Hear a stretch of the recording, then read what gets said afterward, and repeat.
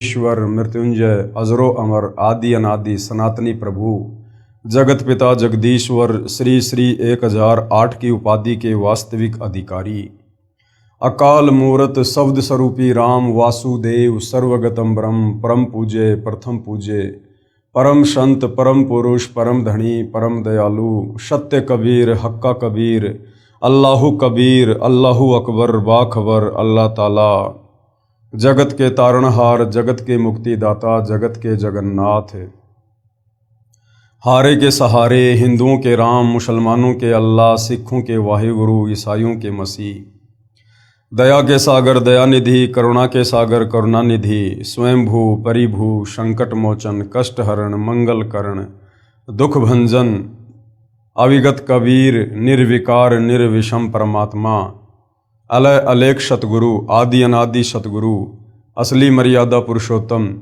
असली राम असली कृष्ण असली घनश्याम असली मुरारी राजाओं के राजा महाराजाओं के महाराजा शहंशाहों के शहंशाह सम्राटों के सम्राट भगवानों के भगवान अल्लाहों के अल्लाह प्रभुओं के प्रभु मसीहाओं के मसीह सच्चे वाहिगुरु बाबाओं के बाबा पीरों के पीर सेठों के सेठ जगत सेठ सावड़सा सेठ सर्वगुण संपन्न अनंत कोटि कलाओं के स्वामी अनंत कोटि ब्रह्मांडों के नायक योगियों में महायोगी ध्यानियों में महाध्यानी सिद्धों में परम सिद्ध ज्ञानियों में तत्व ज्ञानी ब्रह्म ज्ञानी महाज्ञानी परम ज्ञानी सर्वश्रेष्ठ ज्ञानी विज्ञानी युवा कबीर समर्थ कबीर असमवात अमित ओझा सच्चे रहनुमा करीम अल्लाह सुभान अल्लाह दुनिया के अंतिम पैगंबर 8 सितंबर 1951 से गांव धनाना जिला सोनीपत हरियाणा भारतवर्ष की पावन भूमि पे प्रकट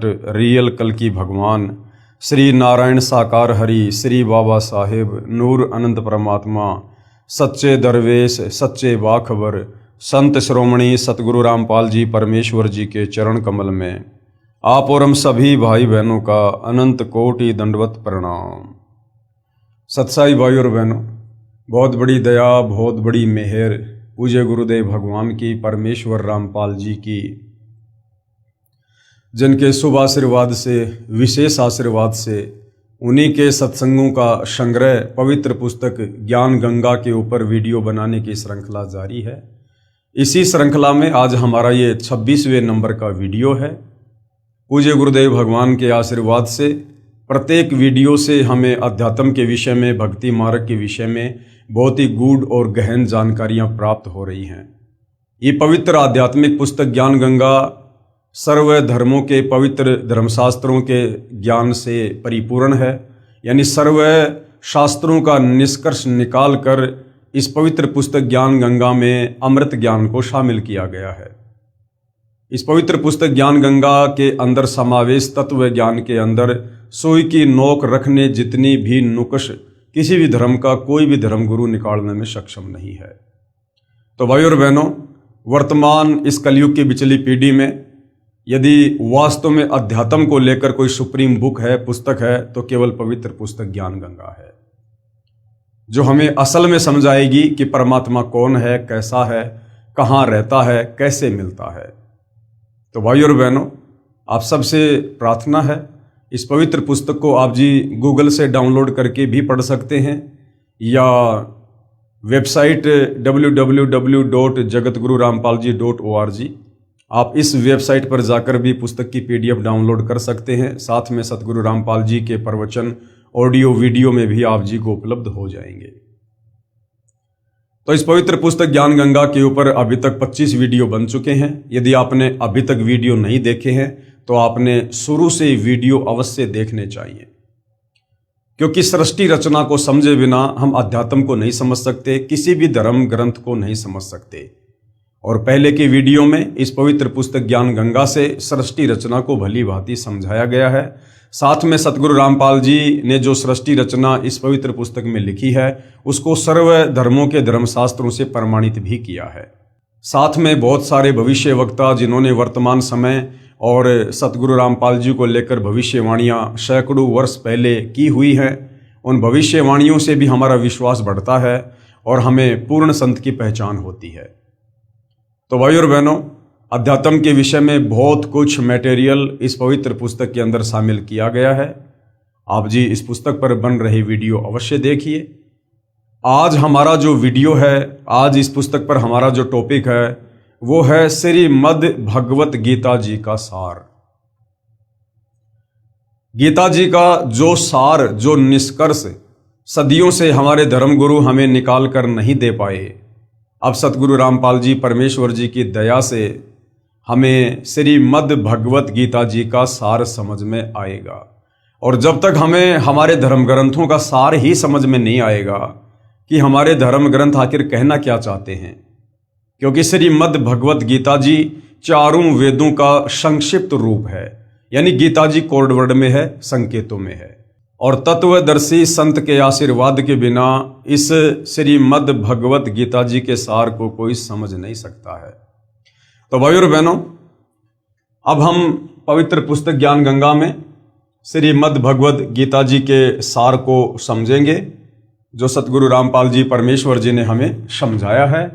और पवित्र गीता जी भी यही कह रही है कि अर्जुन, अगर आपने धर्म ग्रंथों का सार समझना है, अध्यात्म का सार समझना है, परम पद प्राप्त करना है, तो आप किसी तत्वदर्शी संत की खोज करो।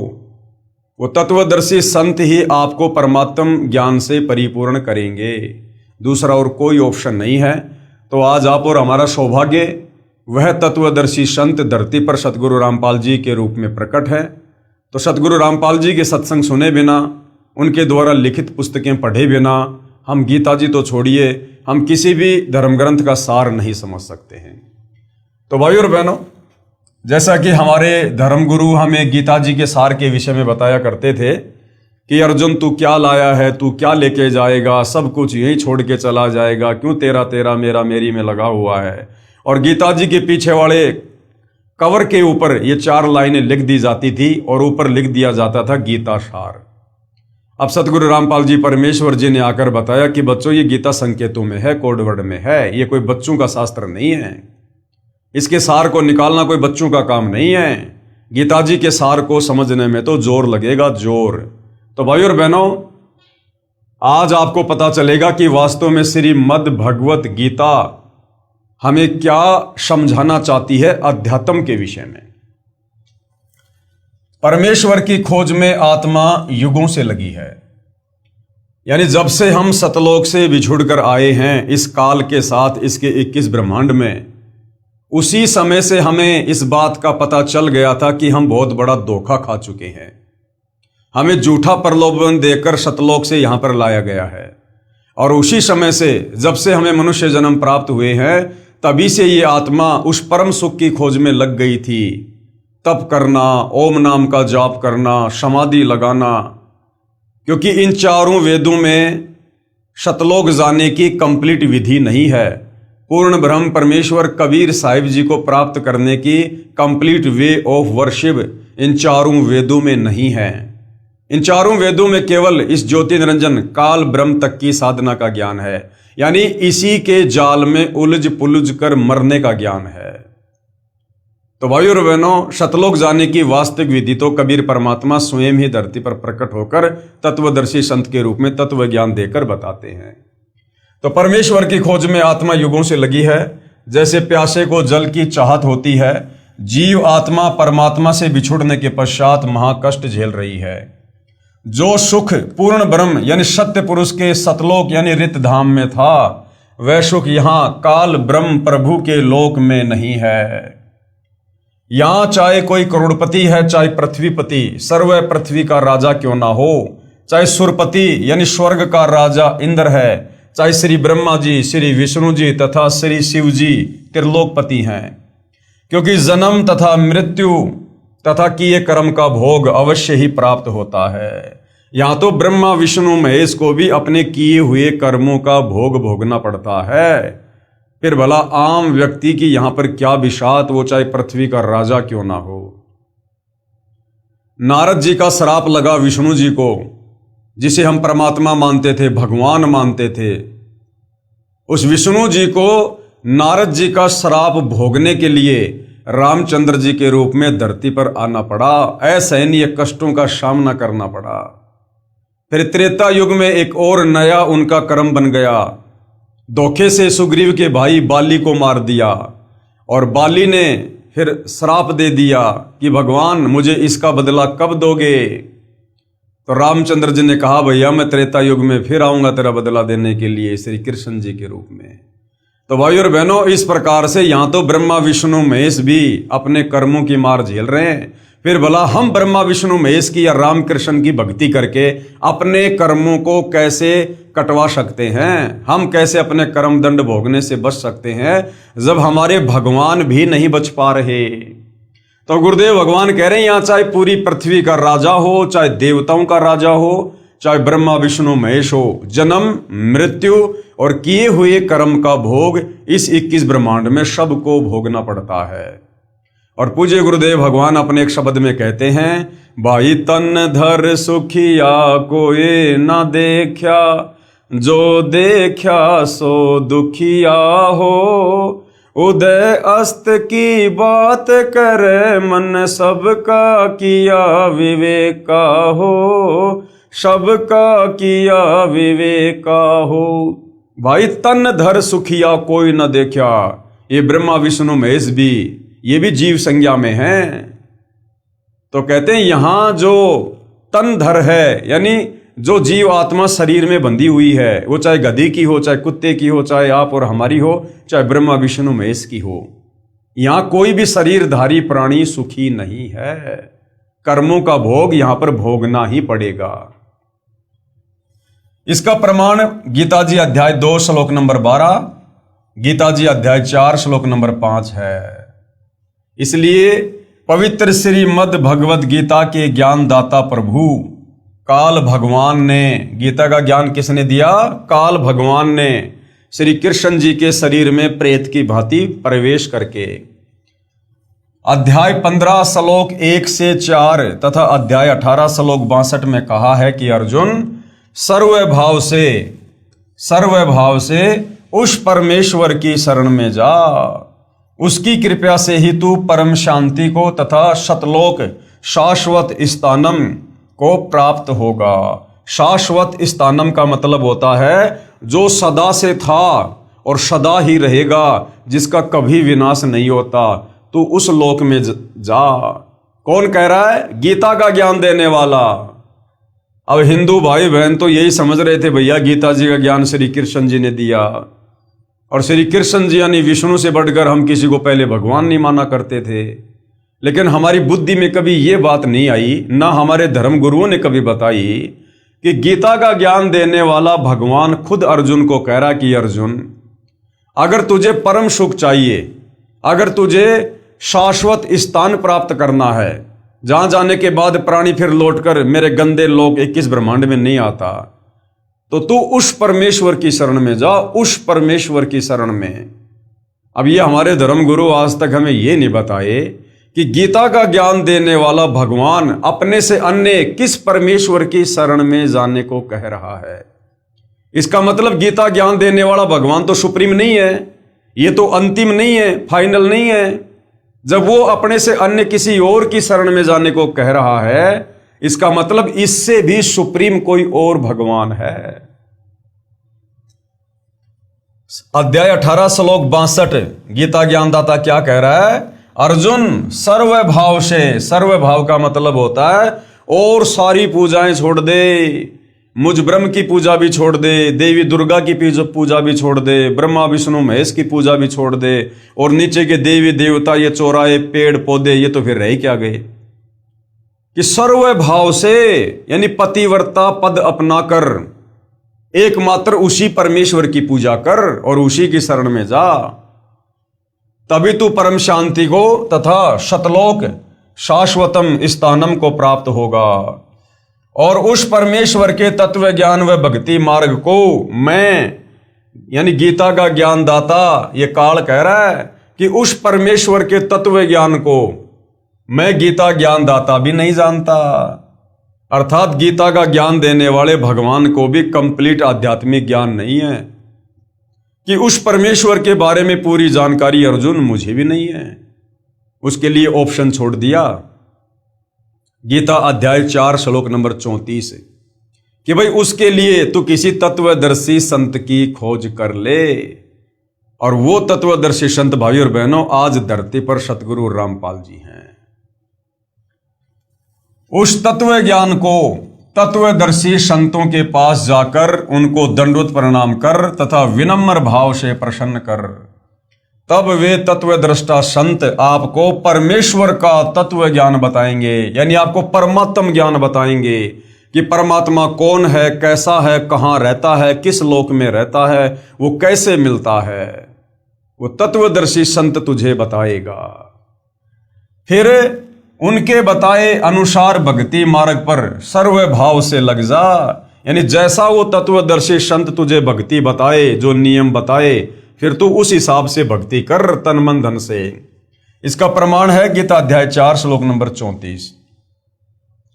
तत्वदर्शी संत की पहचान गीता अध्याय 15 श्लोक 1 में बताते हुए कहा है कि यह संसार उल्टे लटके हुए वृक्ष की तरह है, जिसकी ऊपर को मूल यानी जड़ है तथा नीचे को शाखा। जो इस संसार रूपी वृक्ष के विषय में जानता है वह तत्वदर्शी संत है। और इस संसार रूपी वृक्ष के यानी पेड़ के विषय में चित्र बनाकर केवल सतगुरु रामपाल जी ने समझाया है। सतगुरु रामपाल जी ने, बाकी सतयुग त्रेता द्वापर कलयुग बीत गया, आज तक किसी ने भी उल्टे लटके हुए संसार रूपी वृक्ष की व्याख्या चित्र बनाकर नहीं समझाई है, जो आगे आप जियों को दिखाएंगे। गीता जी अध्याय 15 श्लोक 2 से 4 में कहा है कि उस संसार रूपी वृक्ष की तीनों गुण, रजगुण ब्रह्मा, सतगुण विष्णु और तम गुण शिव रूपी शाखा हैं, जो स्वर्गलोक, पाताललोक तथा पृथ्वी लोक यानी तीनों लोकों में ऊपर तथा नीचे फैली हुई हैं। आपको सृष्टि रचना से समझ में आएगा। ये ब्रह्मा विष्णु महेश, जिसको काल ने एक एक गुण से युक्त करके और अपने भोजन के लिए अपने मैनेजर के रूप में 3 लोकों का स्वामी बना रखा है। ब्रह्मा जी को रजोगुण युक्त कर दिया। ब्रह्मा जी के रजोगुण के कारण हम जीव काम वासना से प्रेरित होकर संतान उत्पत्ति करते हैं। विष्णु जी को सतोगुण से युक्त कर दिया। विष्णु जी के सतोगुण के प्रभाव से हम आपस में प्यार प्रेम से मोह ममता में जकड़े हुए हैं। और शंकर जी को तमोगुण युक्त कर दिया। शंकर जी के तमोगुण के कारण यहां पर लड़ाई झगड़े, मार पिटाई, राग द्वेष, ईर्ष्या, छल कपट, इस प्रकार से ये काल तीनों लोकों में अपने तीनों पुत्रों को एक एक विभाग का मंत्री बनाकर और प्रतिदिन 1 लाख जीव आत्माओं के भक्षण के लिए यहां पर पूरी व्यवस्था करके बैठा हुआ है। तो जो संसार रूपी वृक्ष है ना, जिसकी 3 शाखा हैं, वो 3 शाखा हैं ब्रह्मा विष्णु महेश, रजगुण ब्रह्मा, सतगुण विष्णु, तमगुण शंकर। उस संसार रूपी उल्टे लटके हुए वृक्ष के विषय में अर्थात सृष्टि रचना के बारे में मैं इस गीता जी के ज्ञान में नहीं बता पाऊंगा। अब इस गीता ज्ञानदाता काल ने, दुनिया जिसको श्री कृष्ण मानती है, जो श्री कृष्ण जी में प्रवेश करके बोल रहा था, ये काल कह रहा कि भैया इस संसार रूपी उल्टे लटके वृक्ष के विषय में यानी कंप्लीट सृष्टि रचना के विषय में अर्जुन मैं भी नहीं बता पाऊंगा तेरे को, क्योंकि मुझे भी इसके आदि यानी शुरुआत और अंत यानी लास्ट का नहीं पता है। क्यों? सृष्टि रचना में गुरुदेव ने बताया कि जब परमेश्वर कबीर जी ने ऊपर के 4 लोकों की रचना कर दी थी और शतलोक में भी कुछ रचना की और अपने 16 पुत्रों की उत्पत्ति की, उसके बाद अंडे से इस काल की उत्पत्ति हुई थी, ज्योति निरंजन की। तो इस ज्योति निरंजन की उत्पत्ति से पहले बहुत सारी सृष्टि रची जा चुकी थी और इसको शतलोक से बाहर निकालने के बाद परमात्मा ने अक्षर पुरुष को 7 संग ब्रह्मांड देकर शतलोक से निष्कासित किया था, जो जानकारी इसको नहीं है। इसलिए ये कह रहा कि अर्जुन इस सृष्टि रचना का कंप्लीट ज्ञान मुझे भी नहीं है, इसकी शुरुआत और अंत का पूरा पूरा ज्ञान मुझे भी नहीं है। तो भाई और बहनों, इस 21 ब्रह्मांड के स्वामी ज्योति निरंजन से सुप्रीम ज्ञान तो सृष्टि रचना को लेकर आज सतगुरु रामपाल जी परमेश्वर ने आप और हम 2 कोटि के जीवों को करवा दिया। जो ज्ञान ब्रह्मा विष्णु महेश को नहीं, दुर्गा को नहीं, इस 21 ब्रह्मांड के नकली भगवान काल निरंजन को नहीं, वो ज्ञान सतगुरु रामपाल जी परमेश्वर जी ने आप बच्चे बच्चे को करा दिया। आज बच्चे बच्चे को यहां विचार काल में यानी गीता का ज्ञान देते समय जो ज्ञान आपको बता रहा हूं ये पूर्ण ज्ञान नहीं है। यानी अर्जुन, मैं तुझे जो ये गीता जी का ज्ञान दे रहा हूं ना, वेदों का सार निकाल के, ये सृष्टि रचना के विषय में कंप्लीट ज्ञान नहीं है। कंप्लीट ज्ञान तो तत्वदर्शी संत ही बताएगा। उसके लिए गीता अध्याय 4 श्लोक 34 में संकेत किया है, जिसमें कहा है कि पूर्ण ज्ञान तत्व ज्ञान के लिए तत्वदर्शी संत के पास जा, वही बताएंगे। मुझे पूर्ण ज्ञान नहीं है। अब भाइयों और बहनों, कहते सकल पदार्थ है जग माही, भाग बिना नर पावत नाही। जिस समय महाभारत के युद्ध में ये काल ब्रह्म श्री कृष्ण जी के शरीर में प्रवेश करके गीता जी का ज्ञान बोल रहा था और अर्जुन से कह रहा कि अर्जुन, उस तत्व ज्ञान के लिए तू तत्वदर्शी संत के पास जा। अब भाइयों और बहनों, तत्वदर्शी संत को खोजना कोई इतना आसान काम नहीं है। द्वापर युग में वो तत्वदर्शी संत खुद धरती पर प्रकट था, करुणामय ऋषि के नाम से, और इन्हीं पांडवों की यज्ञ को सफल करने के लिए वो तत्वदर्शी संत स्वयं अपने भगत का रूप बनाकर, सुपथ सुदर्शन का रूप बनाकर इन पांडवों की यज्ञ में गया था।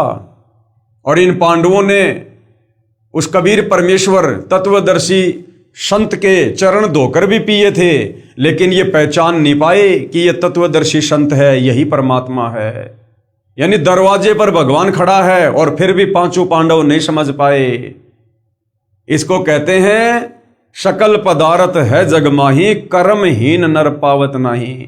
तो इनके कर्म फूटे हुए थे पांडवों के, ये परमेश्वर को नहीं पहचान पाए, नहीं जान पाए। जबकि इतना बड़ा चमत्कार उनकी यज्ञ को सफल करके पंचजन्य शंख को बजाकर, जिस पंचजन्य शंख को 12 करोड़ ब्राह्मण, 9 नाथ, 84 सिद्ध, 33 करोड़ देवी देवता, खुद ब्रह्मा विष्णु महेश और श्री कृष्ण जी भी नहीं बजा पाए भोजन खाने के उपरांत, उस पंचजन्य शंख को सुपथ सुदर्शन के रूप में कबीर भगवान यानी तत्वदर्शी संत ने बजाया। उसके बावजूद भी पांडवों की बुद्धि के ऊपर पत्थर पड़े हुए थे, नहीं पहचान पाए। तो भाइयों और बहनों, तत्वदर्शी संत को खोजा नहीं जाता। तत्वदर्शी संत तो स्वयं दया करके अपनी पहचान करवाता है, जो आज करवा चुके हैं वही बताएंगे मुझे पूर्ण ज्ञान नहीं है। गीता अध्याय 15 श्लोक 4 में कहा है कि तत्वदर्शी संत की प्राप्ति के पश्चात, कि जब तुझे वो तत्वदर्शी संत गुरु रूप में मिल जाए, उसके बाद उस परम पद परमेश्वर की खोज करनी चाहिए, जिसके विषय में गीता अध्याय 18 श्लोक 62 में कहा है कि जहां जाने के पश्चात यानी उस सतलोक में जाने के बाद साधक यानी भगत पुनः यानी वापस लौटकर नहीं आता। कहां नहीं आता? इस काल के 21 ब्रह्मांड में फिर वापस भगत नहीं आता है, अर्थात उसका पूर्ण मोक्ष हो जाता है। जिस पूर्ण परमात्मा से उल्टे संसार रूपी वृक्ष की पर्वती विस्तार को प्राप्त हुई है, यानी जिस कबीर भगवान से ये कंप्लीट सृष्टि उत्पन्न हुई है, भावार्थ है कि जिस परमेश्वर ने सर्व ब्रह्मांडों की रचना की है, तथा मैं यानी गीता का ज्ञानदाता काल ब्रह्म भी उसी आदि पुरुष परमेश्वर अर्थात पूर्ण परमात्मा की शरण हूं। अब बताओ, हिंदू भाई कहते हैं कि गीता का ज्ञानदाता भगवान है, गीता का ज्ञानदाता श्री कृष्ण परमात्मा है। अभी तक तो आप लोगों को यह भी नहीं पता कि गीता का ज्ञान दिया किसने। श्री कृष्ण जी का तो केवल शरीर प्रयोग किया गया था। उसके शरीर में प्रेत की भांति प्रवेश करके इस काल ने, ब्रह्मा विष्णु महेश के पिता ने, दुर्गा के पति ने, ये ज्योति निरंजन ने पूरा ज्ञान बोला था युद्ध करवाने के लिए। और ये काल ब्रह्म जो 21 ब्रह्मांड का नकली भगवान बनकर बैठा है, इससे सुप्रीम 21 ब्रह्मांड में और कोई नहीं है। ये खुद कह रहा कि अर्जुन, मैं भी उसी परमात्मा की शरण में हूं, मेरा भी इष्ट देव वही है जिसने सारी सृष्टि को रचा है, जिसकी जानकारी तुझे तत्वदर्शी संत ही बताएगा। तो भाइयों और बहनों, फिर वो तत्वदर्शी संत कौन हुआ? वो स्वयं कबीर भगवान ही दया करके धरती पर उतरकर हमें यह ज्ञान देते हैं। उसकी साधना करने से अनादि मोक्ष यानी पूर्ण मोक्ष प्राप्त होता है।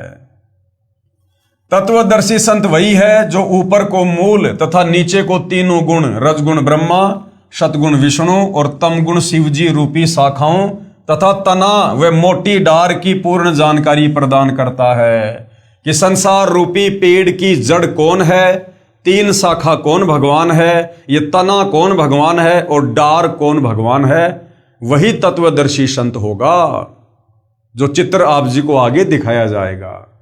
कृपया देखिए उल्टा लटका हुआ संसार रूपी वृक्ष का चित्र। तो आप जी को पहले एक बार चित्र दिखा देते हैं। ये देखिए भाइयों और बहनों, ये है उल्टा लटका हुआ संसार रूपी वृक्ष का चित्र।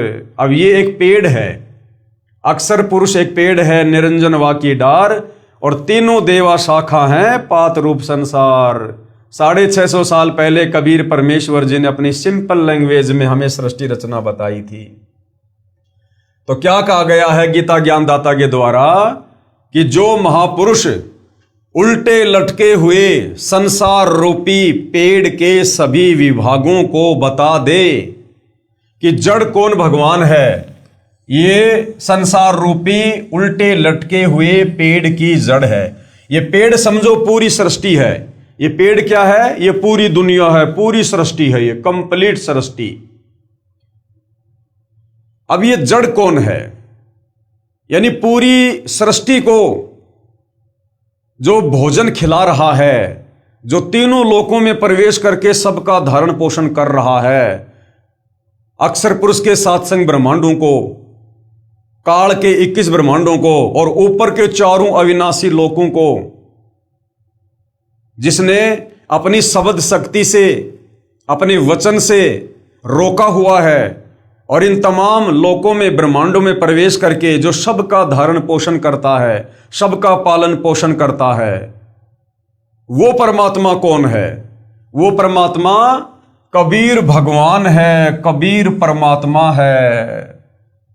अर्थात ये एक पेड़ समझो पूरी सृष्टि है। ये पेड़ क्या है? ये पूरी सृष्टि है।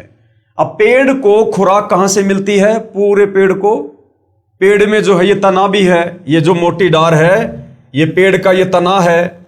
इस तने से फिर एक मोटी डार निकल रही है, मोटी डार से 3 शाखाएं निकल रही है, शाखाओं के फल भी लगते हैं, ये पत्ते भी लग रहे हैं। तो इस कंप्लीट पेड़ को खुराक कहां से मिलती है? भोजन कहां से मिलता है?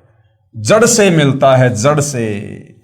इसी प्रकार ये कबीर परमात्मा है, संसार रूपी पेड़ की जो जड़ है, जो सबका पालन पोषण कर रहे हैं, वो है कबीर भगवान, कबीर परमेश्वर।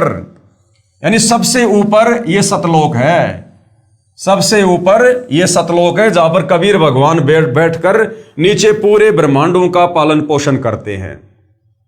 तो ये समझ लो सतलोक आप, जहां पर कबीर परमात्मा जी बैठकर संसार रूपी पेड़ को खुराक दे रहे हैं। जो सुप्रीम पावर है, जिससे पूरी सृष्टि चल रही है, जिन्होंने पूरी सृष्टि को उत्पन्न किया, वो है कबीर भगवान। तो संसार रूपी पेड़ की जड़ कौन है? जड़ है कबीर परमात्मा, कबीर भगवान। वेदों में जिनको कबीर देव, कबीर अग्नि कहा गया है। और जब हमें सृष्टि रचना का पता चलेगा तो फिर हमें यह पता चलेगा कि सतलोक में फिर क्या हुआ था। उसके बाद भाई और बहनों, पेड़ से नीचे जो मोटा तना है, ये जो तना है जो जमीन से बाहर हमें दिखाई दे रहा है, ये कौन भगवान है? ये अक्षर पुरुष है। अक्षर पुरुष जिसको कबीर भगवान ने 7 संख ब्रह्मांड दिए थे और असंख्य आत्माएं इसके साथ 7 संख ब्रह्मांडों में चली गई थी। तो उसके बाद ये जो मोटा जो तना है संसार रूपी वृक्ष का, ये है अक्षर पुरुष जिसके 7 संख ब्रह्मांड हैं। और इस मोटे तने से जो एक डार निकल रही है, ये है क्षर पुरुष, ये है ज्योति निरंजन काल भगवान। ये मोटी डार कौन है? ये काल है, 21 ब्रह्मांड का स्वामी है, ब्रह्मा विष्णु महेश का पिता है, दुर्गा का पति है। और इस मोटी डार से जो 3 टहनियां निकल रही हैं, ये 3 शाखाएं निकल रही है। एक शाखा है ये रजगुण ब्रह्मा जी, दूसरी शाखा है सतगुण विष्णु जी और तीसरी शाखा है तमगुण शंकर जी। और ये जो पेड़ के जो पत्ते हैं, ये हैं आप और हम, इंसान, जीव जंतु, कीट, मक्खी, मच्छर, जो भी 184 योनि में या मानव शरीर में है, वो फिर इन शाखाओं के जो पत्ते लगे हुए हैं, जो पात रूप संसार है, फिर ये आप और हम जीव हैं नीचे। तो इस प्रकार से भाइयों और बहनों, ये पूरी सृष्टि का एक चित्र बनाकर तत्वदर्शी संत सतगुरु रामपाल जी ने समझाया है। इस ऊपर के 4 जो अविनाशी लोक हैं, वो समझो कबीर परमात्मा जी बैठे हुए हैं, जहां बैठकर नीचे की सारी सृष्टि का पालन पोषण करते हैं। तो संसार रूपी पेड़ की जड़ कौन है? मेन क्या है? जड़, क्योंकि जड़ से ही पेड़ को खुराक मिलती है। तो जड़ हो गए कबीर भगवान। फिर नीचे की तरफ अक्षर पुरुष के 7 संग ब्रह्मांड हैं, और अक्षर पुरुष के 7 संग ब्रह्मांडों के नीचे इस काल के 21 ब्रह्मांड हैं। और काल ने फिर क्या कर रखा है? अपने 3 पुत्रों की उत्पत्ति करके तीनों लोकों को चला रहा है। एक ब्रह्मांड में अपने 3 पुत्रों को जन्म देकर और तीनों लोकों में एक एक विभाग का मंत्री बनाकर, और इसने अपनी पूरी व्यवस्था सेट कर रखी है। रजगुण ब्रह्मा, सतगुण विष्णु, तमगुण शंकर, और इन तीनों गुणों से आप और हम सभी जीव आत्माओं को कर्म बंधनों में बांध रखा है। तो इस प्रकार से भाइयों और बहनों, ये पूरी की पूरी सृष्टि है, पूरी की पूरी ये कायनात है। तो क्या कहा जा रहा है? कृपया देखें उल्टा लटका हुआ संसार रूपी वृक्ष का चित्र। अपने द्वारा रची सृष्टि का पूर्ण ज्ञान यानी तत्व ज्ञान स्वयं ही पूर्ण परमात्मा कबीर देव, कबीर परमेश्वर ने तत्वदर्शी संत की भूमिका करके कबीर वाणी द्वारा बताया है। तो भाई वर्तमान में कौन बता रहा है? चित्र बनाकर वर्तमान में किसने समझाया? कबीर परमात्मा तो चारों युगों में आते हैं, लेकिन आज से पहले उन्होंने इस प्रकार से चित्र बनाकर नहीं समझाया। कंप्लीट मूल ज्ञान, सृष्टि रचना का ज्ञान आज से पहले कबीर परमात्मा ने नहीं दिया, क्योंकि कबीर परमात्मा ने कंप्लीट मूल ज्ञान देने का समय वर्तमान कलयुग की पिछली पीढ़ी को निर्धारित किया हुआ है। तो अपने द्वारा रची गई सृष्टि का ठीक ठीक ज्ञान वो कबीर परमात्मा स्वयं ही तत्वदर्शी संत के रूप में प्रकट होकर देता है। तो भाई 21 ब्रह्मांड में तो किसी को तत्व ज्ञान है ही नहीं, क्योंकि गीता ज्ञान दाता 21 ब्रह्मांड का स्वामी है काल, और ये खुद कह रहा कि अर्जुन, मुझे भी इस संसार रूपी इस उल्टे लटके हुए वृक्ष का कंप्लीट ज्ञान नहीं है, मुझे भी सृष्टि रचना का कंप्लीट ज्ञान नहीं है।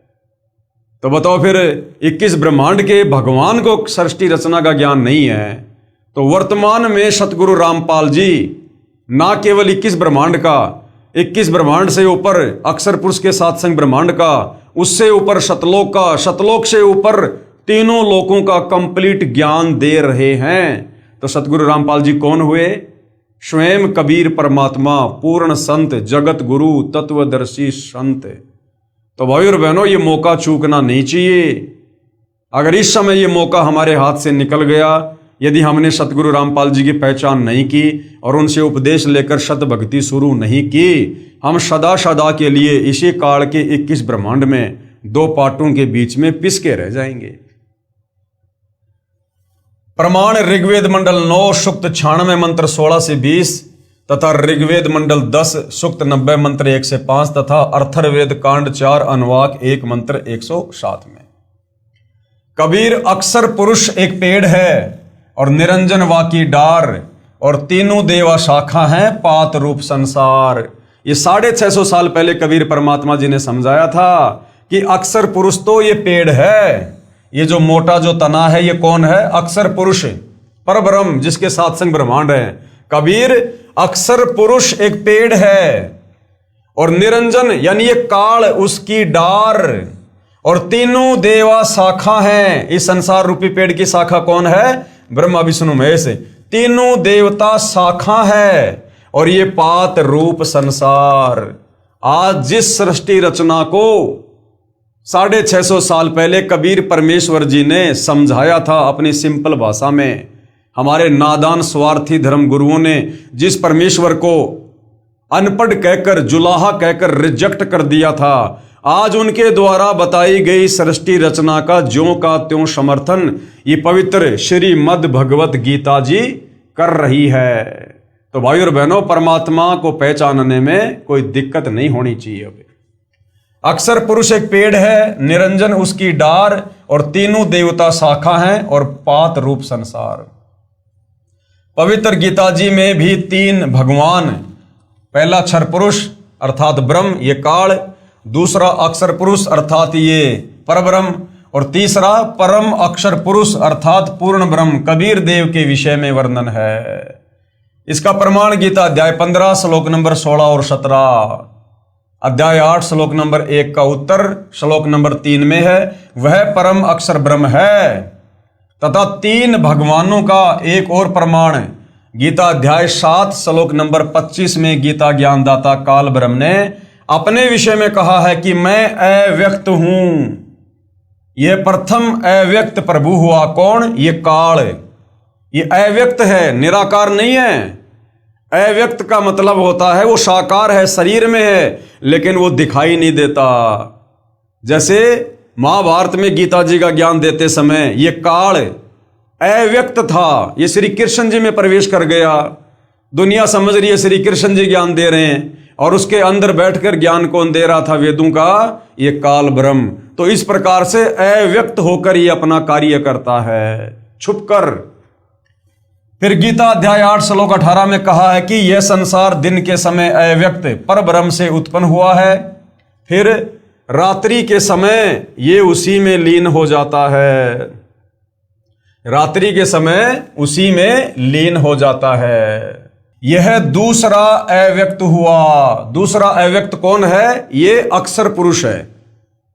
प्रथम अव्यक्त है ये काल, और दूसरा अव्यक्त है ये अक्षर पुरुष।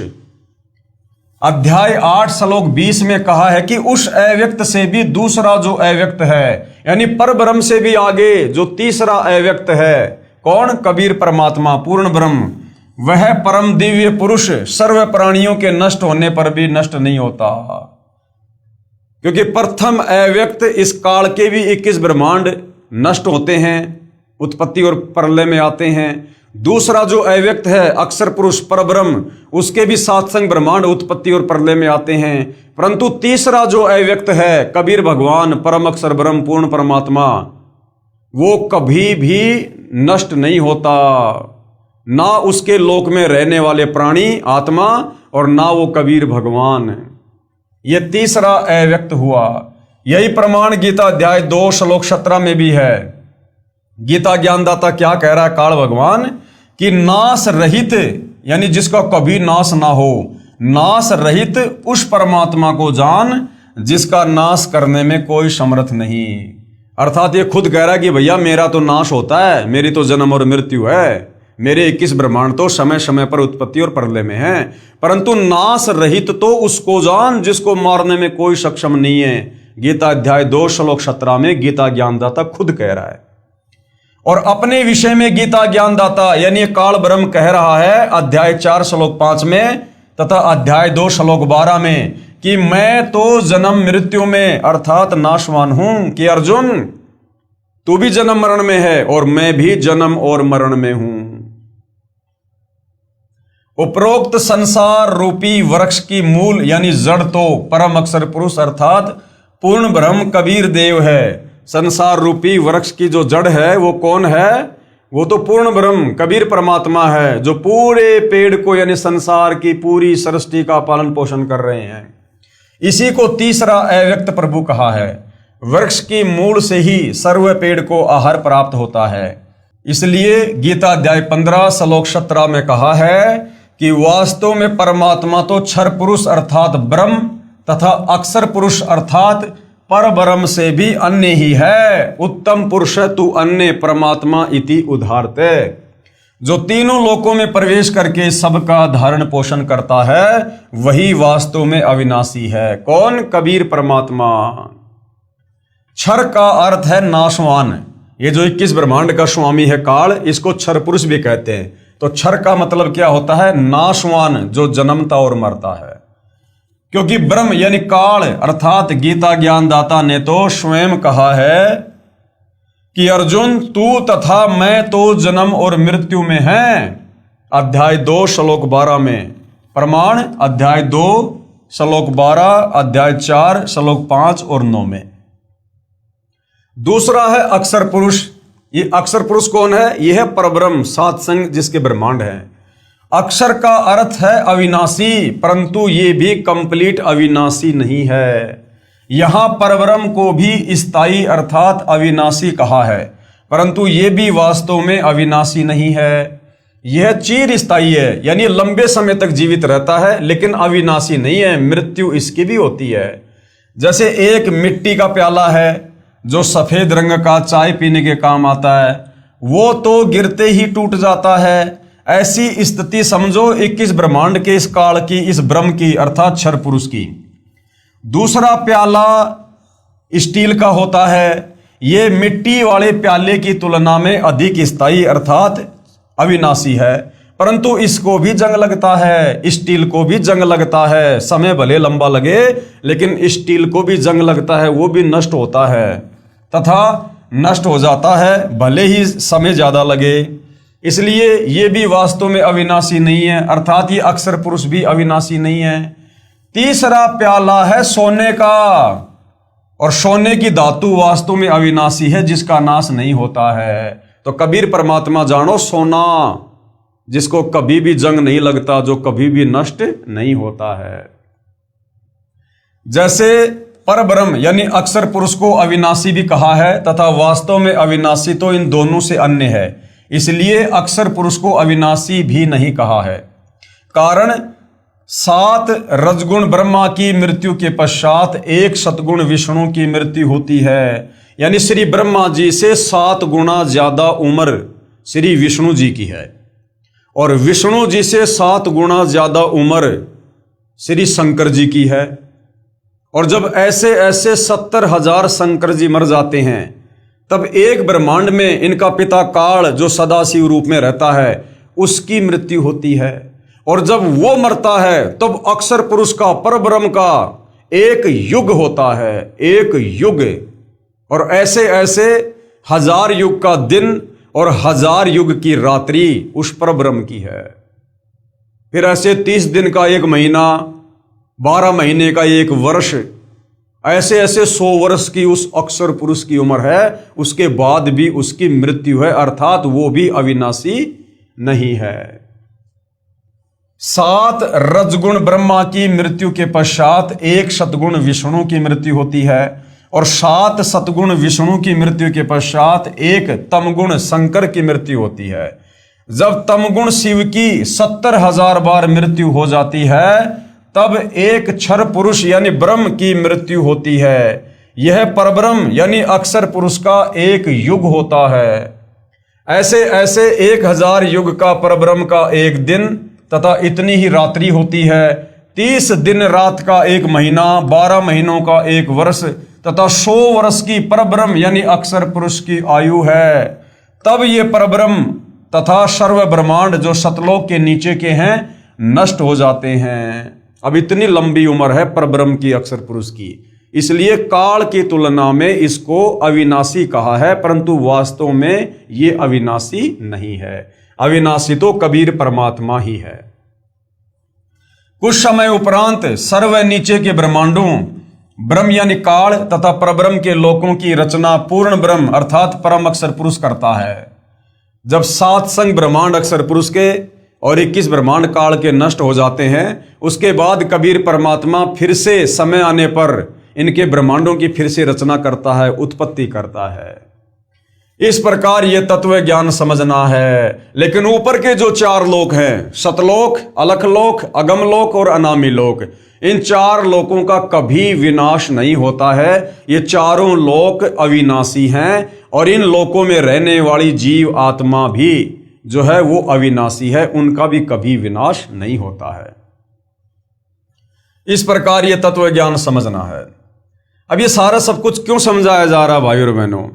इसलिए कि जब अक्षर पुरुष और ये क्षर पुरुष, काल और ये परब्रह्म, जब इनकी जन्म और मृत्यु और इनके जो ब्रह्मांड हैं ये भी उत्पत्ति और प्रलय में आते हैं, तो फिर जीव कहां रहेंगे?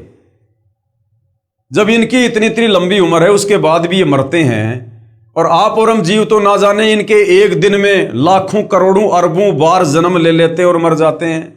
जैसे भाई और बहनों, गुरुदेव भगवान ने बताया कि आप और हम इंसानों की उम्र इस कलयुग में लगभग 100 साल है। अब हमारी तुलना में यदि चींटी विचार करे, चींटी जिसकी उम्र 1 दिन या 2 दिन लास्ट, अब वो चींटी यदि विचार करे कि हमारी उम्र की तुलना में इंसानों की उम्र कितनी है, अगर वो हिसाब किताब लगाने बैठे तो दिमाग खराब हो जाए उसका कि ये इंसान, इनका 24 घंटे का एक दिन और इनके 30 दिन का एक महीना और ऐसे ऐसे 12 महीने का इनका एक साल और ऐसे ऐसे 100 साल की इन इंसानों की उम्र, इतने में तो वो चींटी ना जाने लाखों बार जन्म ले लेगी और मर जाएगी। लेकिन आप और हमें पता है 100 साल की उम्र प्राप्त करके भी हमने मरना है, और कितने जल्दी 100 साल निकल जाते पता ही नहीं चलता। तो उस चींटी की तुलना में तो भाई और बहनों आप और हम देवताओं के बराबर हो गए। लेकिन हमें पता है कि 100 साल हैं कितने, उसके बाद मरना तो पक्का है। इसी प्रकार आप और हम इंसानों की एवज में ये ब्रह्मा विष्णु महेश समझ लो। आप और हम इंसानों की तुलना में ब्रह्मा विष्णु महेश, हम इंसान तो समझो चींटी हैं, और ब्रह्मा विष्णु महेश ये समझ लो इनकी 100 साल की उम्र है। अब इनके एक दिन में हम लाखों बार जन्म ले लेते और मर जाते हैं। ऐसे ही फिर ब्रह्मा विष्णु महेश की तुलना यदि हम काल के साथ करेंगे तो ब्रह्मा विष्णु महेश तो है चींटी, और वो काल समझो 100 साल की उम्र वाला, लेकिन वो काल भी मरेगा। फिर अक्षर पुरुष से यदि हम काल की तुलना करें तो काल तो है चींटी और अक्षर पुरुष की उम्र 100 साल की, और वो अक्षर पुरुष भी मरेगा। तो इस प्रकार से भाइयों और बहनों, सतलोक से नीचे के जितने भी लोक हैं, अक्षर पुरुष के 7 संग ब्रह्मांड और काल के 21 ब्रह्मांड, ये जन्म और मरण में है, उत्पत्ति और प्रलय में है। और इन लोकों के प्राणी केवल अपना कर्म दंड भोगते हैं, केवल जेल काट रहे हैं।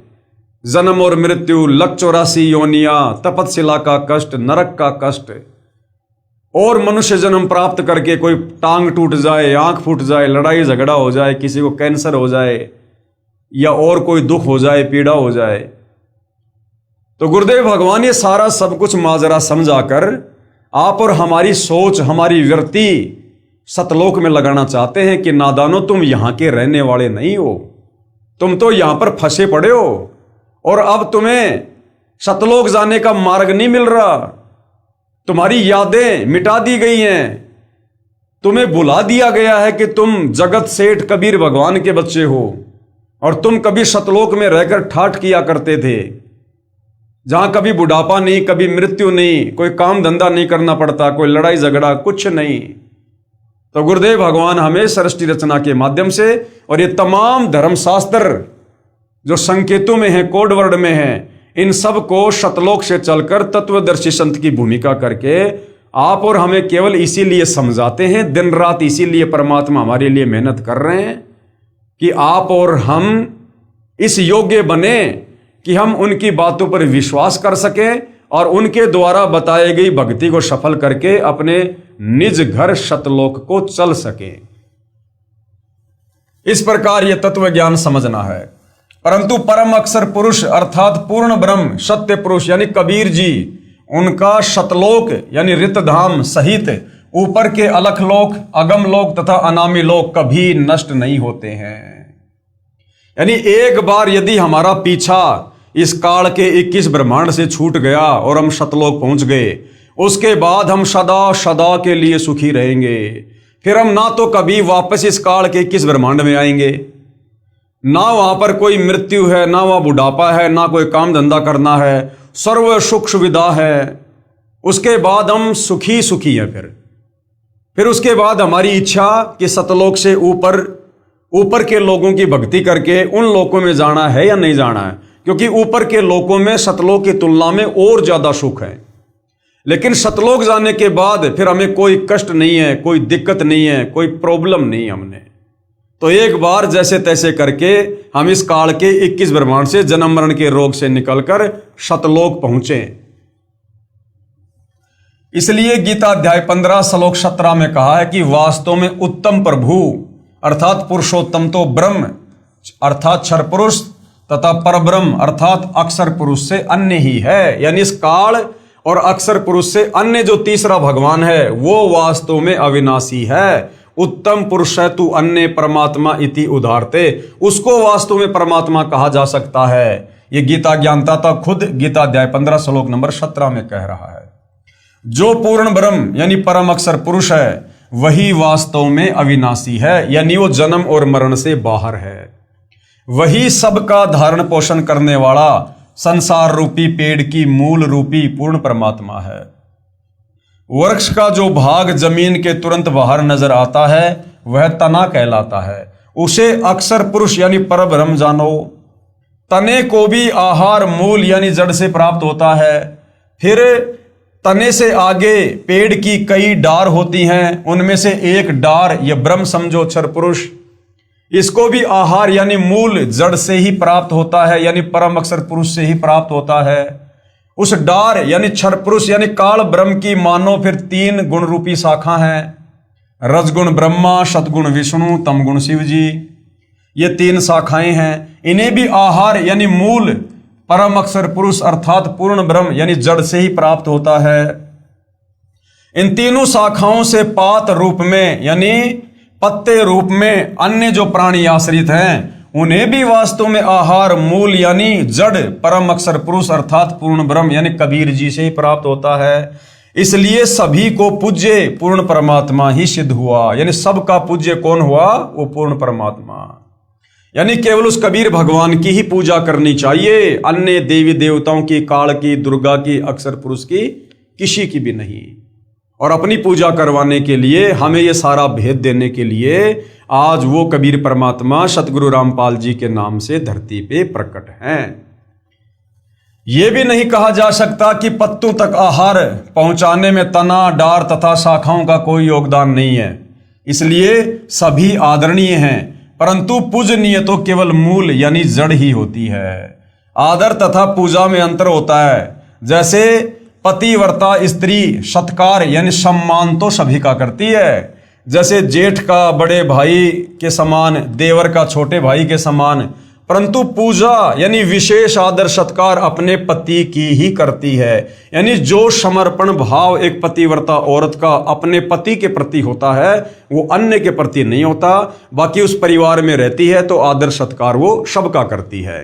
तो इसी प्रकार हम इस काल के 21 ब्रह्मांड में हैं और सृष्टि रचना का ज्ञान होने के बाद हम यहाँ की सर्व शक्तियों का, देवी देवताओं का, काल का, दुर्गा का, हम सबका सम्मान करेंगे, परंतु हमारे लिए पूज्य देव कौन होंगे? कबीर भगवान। अर्थात जो भाव अपने पति में होता है ऐसा अन्य पुरुष में पतिव्रता स्त्री का नहीं हो सकता। दूसरा उदाहरण, एक समय हरियाणा प्रांत में बाढ़ आई थी।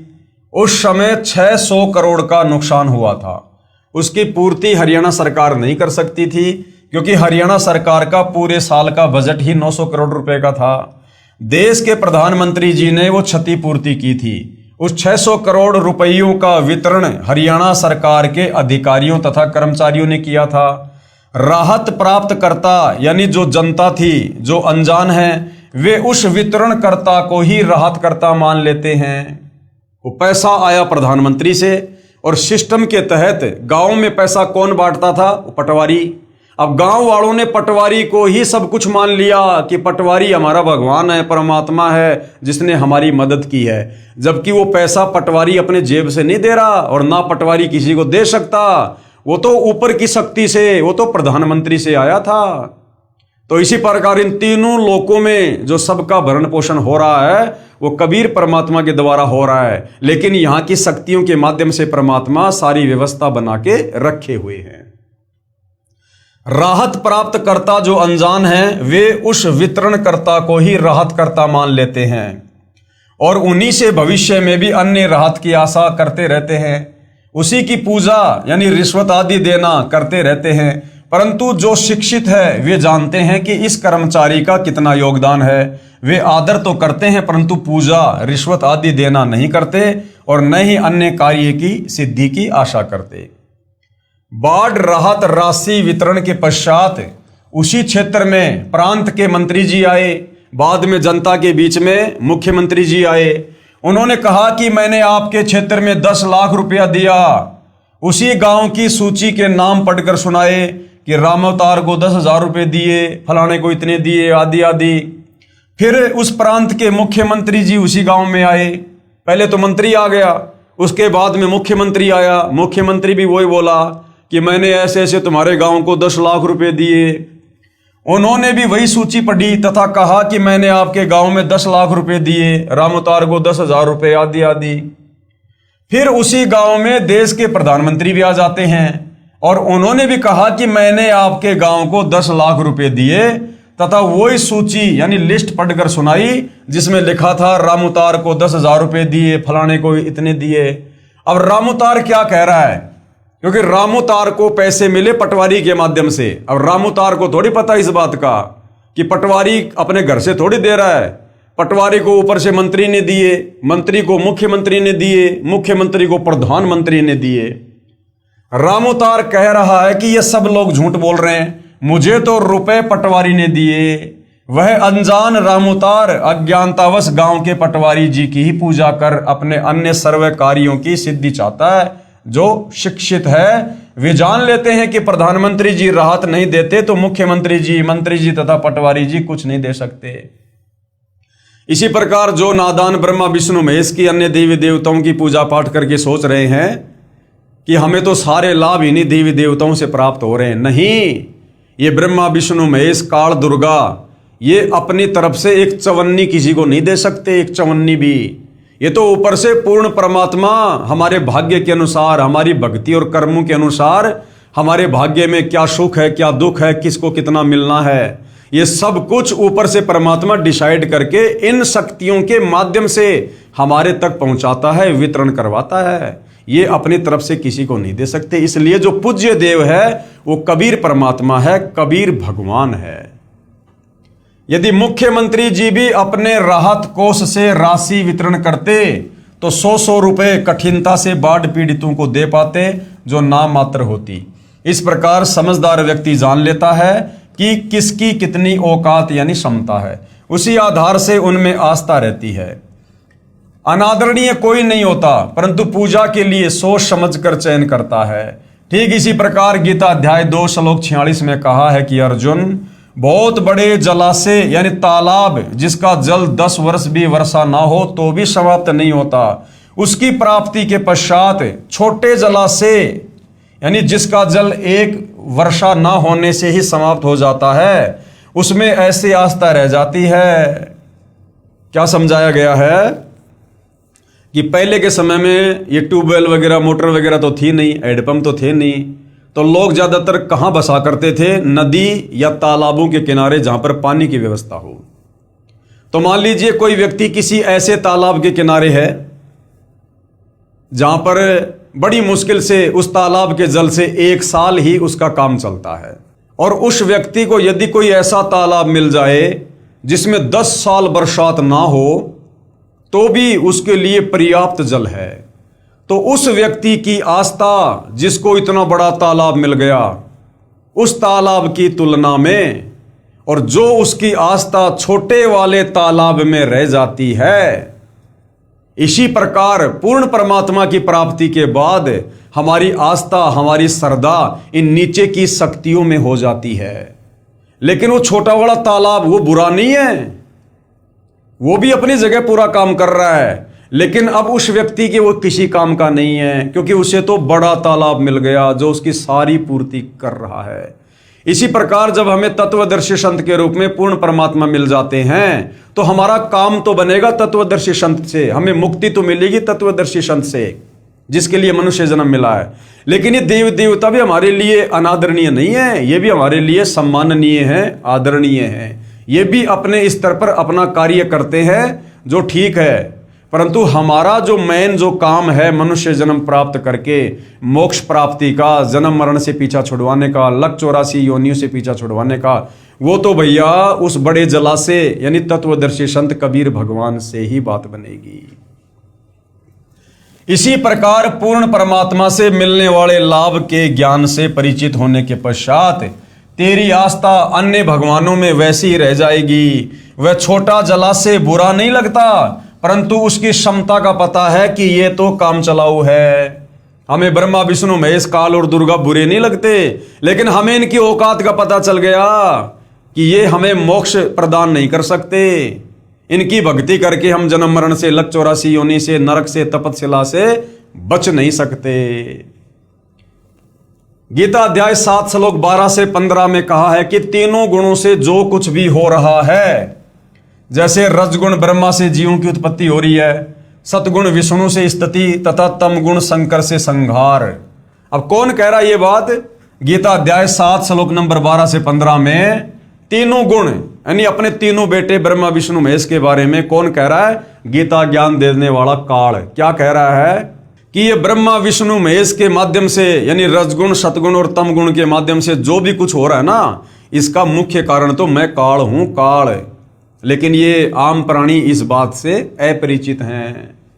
गीता अध्याय 7 श्लोक 12 से 15 में कहा है कि तीनों गुणों से यानी ब्रह्मा विष्णु महेश से जो भी कुछ हो रहा है, जैसे रजगुण ब्रह्मा से जीवों की उत्पत्ति होती है, सतगुण विष्णु से स्तुति तथा तम गुण शिव से संहार, इसका मुख्य कारण मैं ब्रह्म काल ही हूं, क्योंकि काल ने ही अपने तीनों पुत्रों को एक एक गुण से युक्त कर रखा है। और जो साधक यानी भगत तीनों गुणों रजगुण ब्रह्मा, सतगुण विष्णु और तम गुण शिव की पूजा करते हैं, यानी जो व्यक्ति ब्रह्मा विष्णु महेश की पूजा करते हैं, वे राक्षस स्वभाव को धारण किए हुए मनुष्यों में नीच दुष्कर्म करने वाले मूर्ख मुझ ब्रह्म यानी काल की भक्ति भी नहीं करते। यानी खुद गीता का ज्ञान देने वाला ये काल ब्रह्म अपने तीनों पुत्रों ब्रह्मा विष्णु महेश की पूजा करने वालों को गीता जी अध्याय 7 श्लोक नंबर 12 से 15 में 4 गालियां दे रहा है, 4 गालियां कि इन मूर्खों को ना तो शास्त्रों का ज्ञान, ना इनको गीता जी का ज्ञान, किसकी भक्ति करनी चाहिए, किसकी भक्ति नहीं करनी चाहिए, कौन किसके माध्यम से नियंत्रित होकर कार्य कर रहा है, इन मूर्खों को कुछ नहीं पता है। और इन शास्त्रों को अच्छे से ना पढ़कर, मुझ काल ब्रह्म के विषय में ना जानकर और मेरे ओम नाम की साधना ना करके और मेरे ही तीनों बेटे ब्रह्मा विष्णु महेश की पूजा में पूरा संसार उलझा हुआ है, जो किसी को कुछ नहीं दे सकते। ये काल खुद कह रहा है। फिर अपनी भक्ति को भी अति घटिया अनुत्तमाम कहा है। उसके बाद गीता अध्याय 7 श्लोक नंबर 18 में ये काल गीता का ज्ञान देने वाला अपनी ओम नाम की भक्ति को भी घटिया बता रहा है, क्योंकि सृष्टि रचना से हमें पता चल गया कि काल की भक्ति करने वाला भी काल के जाल में रहेगा। भाई जो भूतों को पूजेंगे भूतों के लोक में जाएंगे, देवताओं को पूजेंगे देवताओं के लोक में जाएंगे, और जो काल को पूजेंगे वो काल के ब्रह्म लोक में जाएंगे। और गीता अध्याय 8 श्लोक नंबर 16 में ये काल खुद कह रहा है कि ब्रह्म लोक तक गए हुए साधक भी वापस लौटकर संसार में जन्म और मरण में आते हैं।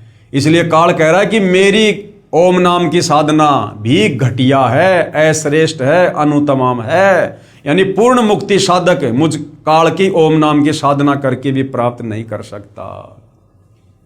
फिर अपनी भक्ति को अति घटिया यानी अनुत्तमाम कहा है गीता अध्याय 7 श्लोक नंबर 18 में।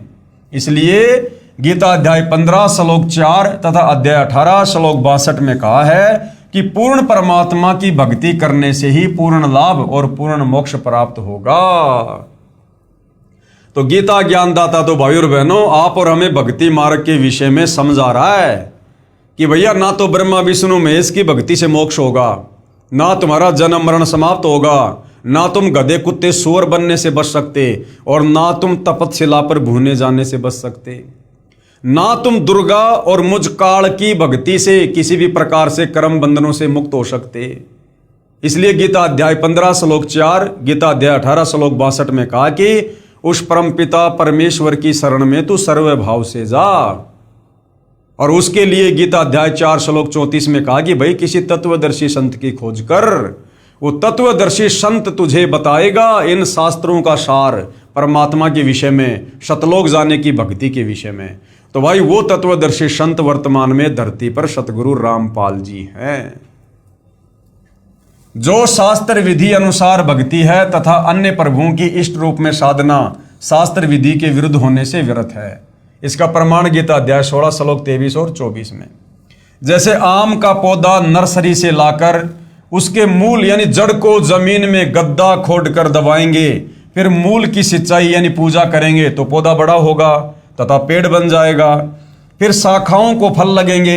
यदि कोई शाखाओं को यानी जो शाखा हैं, जो डारियां हैं, यदि उनको कोई जमीन में दबाकर और जड़ को ऊपर को करके पौधे की सिंचाई करेगा तो पौधा सूख जाएगा।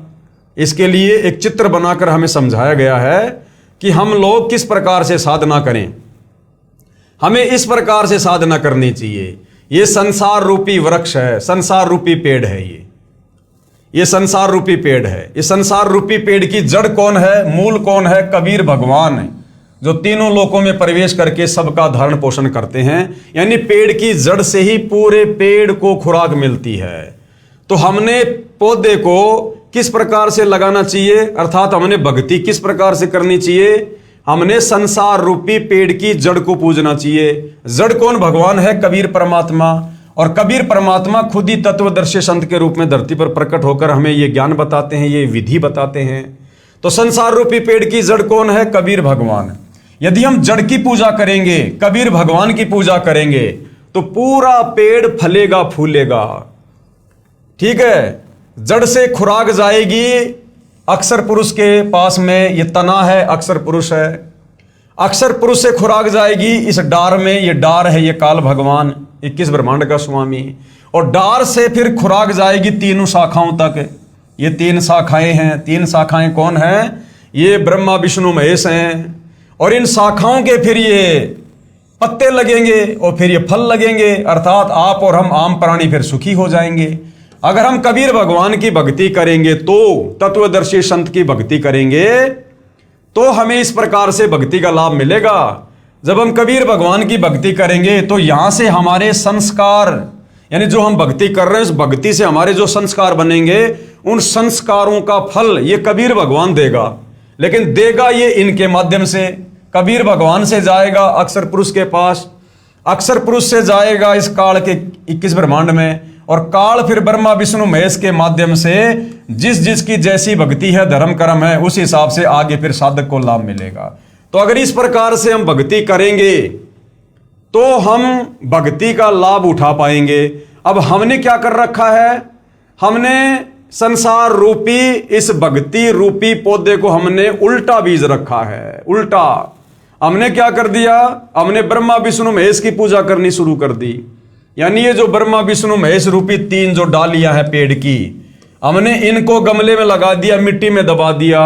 अरे भैया, जब हमने शाखाओं को ही जमीन में दबा दिया, गमले में दबा दिया, तो फिर फल किसके लगेंगे? तो हम उल्टी भक्ति कर रहे हैं। हमने भक्ति करनी चाहिए जड़ की, हम भक्ति कर रहे शाखाओं की। तो हमने इन शाखाओं को ब्रह्मा विष्णु महेश को पूज के हमने इनको मिट्टी में दबा दिया। अब भैया, अगर शाखाओं को मिट्टी में दबाओगे तो फल कैसे लगेंगे? तो हमने ब्रह्मा विष्णु महेश की साधना करनी शुरू कर दी, तो पूरा का पूरा पेड़ सूख गया, क्योंकि हमने जड़ तो हमने पूजी नहीं, हमने जड़ में तो खुराक डाली नहीं, और जड़ से सारी खुराक मिलती है पेड़ को।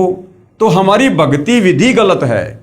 हमने भक्ति करनी चाहिए पूर्ण ब्रह्म परमात्मा कबीर साहिब की, जो तत्वदर्शी संत आकर बताएगा उसके अनुसार। और हमने भक्ति शुरू कर रखी है नादान धर्म गुरुओं के कहने पर ब्रह्मा विष्णु महेश की, यानी शाखाओं को हमने जमीन में डाल दिया। तो बताओ फिर हमें भक्ति का लाभ कैसे मिलेगा? और यही कारण है आज ब्रह्मा विष्णु महेश की भक्ति 90% हिंदू समाज कर रहा है, जिस कारण से किसी को कोई लाभ नहीं हो रहा किसी भी प्रकार का। अरे ये लाभ नहीं हुआ तभी तो अलग अलग ये धर्म बन गए। हिंदू धर्म से सिख धर्म बन गया, क्योंकि लाभ किसी को कुछ हुआ नहीं, तो लोगों ने लाभ प्राप्ति के लिए अलग से अपना मार्ग चालू कर दिया। इसी प्रकार से नए नए पंथ निकल रहे हैं, लेकिन कर सभी वही रहे हैं। मिल उनको अपने संस्कारों का रहा है, किसी पिछले जन्म की मड़ाई मिल रही है, और वो नादान सोच रहे हैं कि हम जो भक्ति कर रहे हैं उसी से सब कुछ हो रहा है, जबकि नहीं। वास्तव में भक्ति क्या है? वो तो तत्वदर्शी संत ही बताता है। तो अब सतगुरु रामपाल जी ने हमें वास्तव में पूर्ण ब्रह्म परमात्मा परम अक्षर ब्रह्म संसार रूपी उस पेड़ की जड़ की पूजा करना बताया है और करवा रहे हैं। और जब कबीर भगवान की यानी संसार रूपी उल्टे लटके हुए वृक्ष की जड़ों की पूजा करेंगे, तब भाई और बहनों पूरा पेड़ फलेगा फूलेगा। तो जब हम कबीर भगवान की भक्ति करेंगे तो जो संस्कार बनेंगे, फिर कबीर भगवान उस संस्कार आधार से जो भी लाभ साधक को देने हैं वो फिर इन शक्तियों के माध्यम से परमात्मा दिलवाएगा, जैसे शाखाओं के फल लगते हैं। तो इस प्रकार से भाई और बहनों, यदि वर्तमान में सत भक्ति शास्त्र अनुकूल भक्ति किसी के पास धरती पर है तो सतगुरु रामपाल जी के पास है। और यही कारण है कि थोड़े समय में सतगुरु रामपाल जी की भक्ति से भगत को वो लाभ मिलना शुरू हो जाते हैं जो ब्रह्मा विष्णु महेश या काल या दुर्गा की भक्ति से हम 100 साल में भी प्राप्त नहीं कर सकते। यदि आपको किसी कंपनी में नौकरी प्राप्त करनी है तो पूजा कंपनी यानी फैक्ट्री के मालिक की करनी होगी। उसे प्रार्थना पत्र द्वारा याचना करके नौकरी प्राप्त करनी होती है। फिर भी नौकरी यानी पूजा मालिक की ही करता है। जैसे जो कार्य उस नौकर को बताया जाता है वह अपने सेवा काल में करता है। ये पूजा नौकरी मालिक की हुई। नौकरी यानी पूजा का किया मेहनताना उस मालिक के अन्य नौकर यानी कर्मचारी या अधिकारी देते हैं। जैसे शिफ्ट ऑफिसर उपस्थिति के आधार पर मेहनताना यानी किया कर्म का फल बनाकर खजांची कैशियर के पास भेजता है। वहां से उस नौकर यानी सेवक को पूजा का फल प्राप्त होता है। जैसे हमने किसी कंपनी में काम करना है, हम सबसे पहले कहां जाएंगे? उस कंपनी के मालिक के पास जाएंगे। वो मालिक हमें नौकरी देगा तो हम उस मालिक की फैक्ट्री में काम कर रहे हैं, उस मालिक की आज्ञा से काम कर रहे हैं। तो हम पूजा हम किसकी कर रहे हैं? फैक्ट्री के मालिक की। लेकिन वो फैक्ट्री का मालिक डायरेक्ट किसी को तनख्वाह नहीं देता। वो क्या करेगा? उसका जो सुपरवाइजर होता है, जो मैनेजर होता है, उसके माध्यम से हम जितना भी महीने भर में काम करेंगे उस हिसाब से उतना मेहनताना उतनी सैलरी उस सुपरवाइजर या मैनेजर के माध्यम से वो फैक्ट्री का मालिक ही हम तक पहुंचाता है। इसी प्रकार जब हम पूजा करेंगे कबीर भगवान की तत्वदर्शी संत के बताए अनुसार शास्त्र अनुकूल साधना, तो हमने पूजा तो करनी है कबीर परमात्मा की जो तत्वदर्शी संत जी बताएंगे। लेकिन उस पूजा से हमें जो लाभ होंगे, हमें जो लाभ मिलने हैं, वो लाभ फिर कबीर भगवान सिस्टमेटिक तरीके से देगा। वो इन्हीं नीचे की शक्तियों के माध्यम से देगा। परमात्मा हम जो भी भक्ति करेंगे, जैसे भी यज्ञ करेंगे और जो संस्कार हमारे बनेंगे, उस आधार से कबीर परमात्मा हमारे संस्कारों के प्रतिफल में वो लाभ भेजेगा अक्षर पुरुष के पास। अक्षर पुरुष देगा इस काल को, ये काल देगा ब्रह्मा विष्णु महेश को, और ब्रह्मा विष्णु महेश फिर आगे उस लाभ को वितरित करेंगे जिस भगत की जैसी श्रद्धा, जैसी भावना, जैसी मर्यादा कबीर भगवान के प्रति है। तो इस प्रकार से भाई और बहनों, जब हम सत भक्ति करेंगे, शास्त्र अनुकूल भक्ति करेंगे, तब हमें वास्तव में भक्ति से लाभ प्राप्त होंगे, तब हमारा विश्वास भी बढ़ेगा। शिफ्ट ऑफिसर तथा कैशियर केवल किया कर्म ही देते हैं। तो ब्रह्मा विष्णु महेश समझो ये शिफ्ट ऑफिसर हैं, और जैसे हम कबीर भगवान की पूजा भक्ति करेंगे वैसे ही ये आप और हमें लाभ देंगे। उसमें कोई परिवर्तन नहीं कर सकते, न तो 1 रुपया अधिक दे सकते और न ही कम कर सकते। तो हमारे किए गए उस कर्म का भोग ये ब्रह्मा विष्णु महेश न तो कम कर सकते ना ज्यादा कर सकते। जितना कबीर भगवान की तरफ से बन के आएगा उतना ये हमें देंगे। कब? जब हम जड़ की पूजा करेंगे, ना कि ब्रह्मा विष्णु महेश की। यदि वह कंपनी के मालिक का नौकर नेक नीति से नौकरी मालिक की करता है तो मालिक ही उसी सेवा की धनराशि में वृद्धि कर देता है तथा अलग से इनाम रूप में धनराशि अधिक दे देता है। यदि कोई मालिक की नौकरी त्याग कर अन्य अधिकारियों की नौकरी करने लग जाए तो उसको मालिक से मिलने वाला धन लाभ बंद हो जाता है। तो यदि हम कबीर भगवान की पूजा छोड़ के अगर ब्रह्मा विष्णु महेश काल या दुर्गा की पूजा करने लग जाएंगे तो कबीर भगवान फिर हमारे को सुविधा देना बंद कर देगा, जिस कारण से वह नादान निर्धन हो जाता है अधिकारी गण उसे उतना मेहनताना नहीं दे सकते। फैक्ट्री मालिक की तुलना में बहुत कम सुविधा मिलने के कारण वह अन्य अधिकारियों का सेवक अर्थात एक मालिक को त्याग कर आन उपासना करने वाला व्यक्ति महा दुखी हो जाता है। कृपया इसी प्रकार तत्व ज्ञान के आधार से पवित्र श्रीमद् भगवद गीता जी के ज्ञान को समझिए। पूर्ण ब्रह्म कुल मालिक की पूजा त्याग कर अन्य देवताओं की पूजा करने से, यानी कबीर परमेश्वर की तत्वदर्शी संत के द्वारा बताई गई विधिवत पूजा ना करके यदि हम अन्य देवी देवता ब्रह्मा विष्णु महेश काल या दुर्गा की पूजा यदि हम करते रहे तो भगत यानी साधक को पूर्ण लाभ प्राप्त नहीं होता, तथा भगत साधना करते करते भी महाकष्ट उठाता रहता है। इसलिए पवित्र गीता अध्याय 7 श्लोक 12 से 15 तथा 20 से 23 तक तीनों गुणों अर्थात तीनों देवताओं रजगुण ब्रह्मा, सदगुण विष्णु तथा तमगुण शिव जी की पूजा करने वालों को राक्षस स्वभाव को धारण किए हुए मनुष्यों में नीच दुष्कर्म करने वाले मूर्ख कहा है। इसलिए गीता अध्याय 7 श्लोक 12 से 15 में गीता ज्ञानदाता काल तीनों गुण रजगुण ब्रह्मा, सतगुण विष्णु, तमगुण शंकर की पूजा करने वालों को मूर्ख कह रहा है, मूर्ख है। अब जो व्यक्ति नर्सरी से पौधा लाकर उसकी जड़ तो ऊपर कर दे और उसकी टहनियों को गमले में डाल दे और फिर उसमें पानी डालता रहे, खाद देता रहे, तो भाई वो पौधा कभी भी नहीं परिपक्व होगा, वो तो सूख जाएगा, क्योंकि हमने पौधा लगाने की विधि का ही नहीं पता। इसी प्रकार जब हम उस पौधे को सही प्रकार से लगाएंगे, उसकी जड़ को गमले में डालेंगे और फिर उसमें खाद वगैरह देंगे, पानी वगैरह देंगे, तो वो पेड़ बनेगा।